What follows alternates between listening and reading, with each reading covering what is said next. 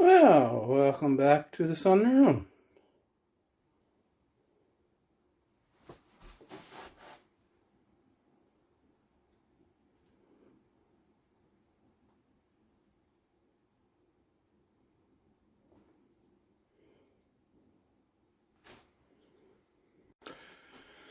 These are looking droopy.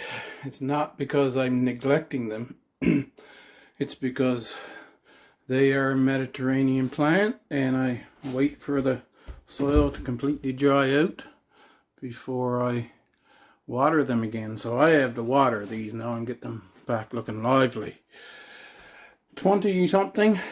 Now this one here, I was surprised actually that it survived. It was tipped over and broken and everything several times, so it's not doing too well. But I'll see if I can nurse it back to life.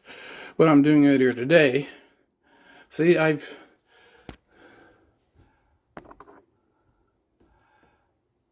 left the peppers on to ripen on the plant. And so we're going to harvest them, and then I'm going to water everything. I don't know how close up I should have you. When they're ripe, normally you can just tip them back and they'll break off. When they're not completely ripe, then they won't do that.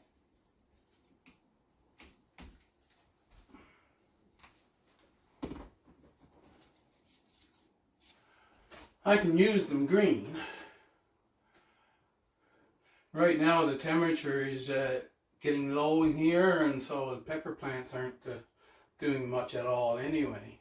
So I don't know if they will ripen up in cold weather. By cold, I'm talking 10, 12 Celsius. And it's getting colder than that now, so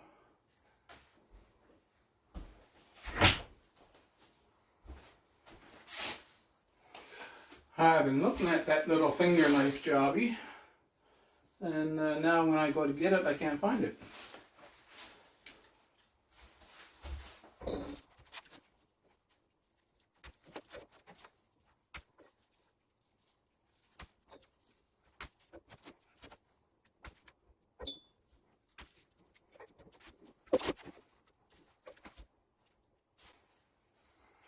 Everything there. Looks like I might have a dead plant. I wonder. Anyway, first off, right here you see this one has gone chocolate color. That's your chocolate pepper, sweet pepper. They normally grow much bigger than that, but it is what it is.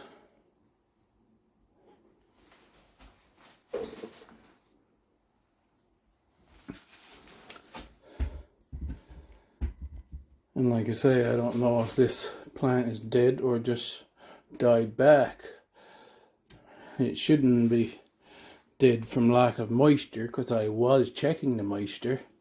And I came out here yesterday, and the other plant I noticed was starting to droop. But I said, well, I'll wait until I do the video about harvesting them, and then I'll water them then. I think I want to take that one there. They're coming off easy, but I do have a little stripe of green down that side, see? I would rather they be all red. But once again, temperatures are dropping. This is another one of the Shintaka ghost peppers, and I'm going to put my hand in the way as usual.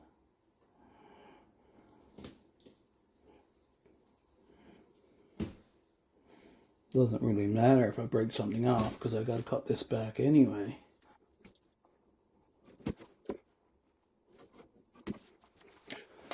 And surprise, surprise. No, I think this one was outside. I think the gimbal might be starting to wear out.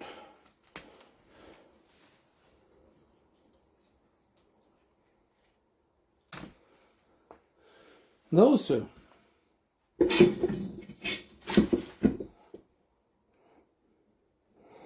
Here's my pepper harvest for today. Now, mind you, I've picked quite a few. I picked way more than that.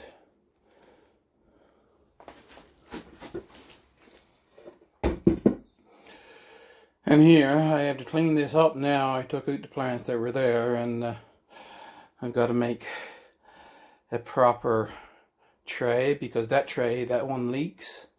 And I have along over here, I have the plastic put into trays so that I can water the plants, and then there'll be a little bit that drains out the bottom will be just caught in that tray, and it'll be reabsorbed back up again. But down the end, I need to make a tray. It goes all the way across there. And these, I put these up on buckets, and I really didn't have to. So I'm going to put that back down on the floor with a tray that's similar to down the end. And then I'll have another bucket I can use. And underneath right here, there's a planter. It was a water bottle, but that's what I'll use for another planter. You see, these are hot peppers that I harvested before, and they're just shriveling up and drying out now.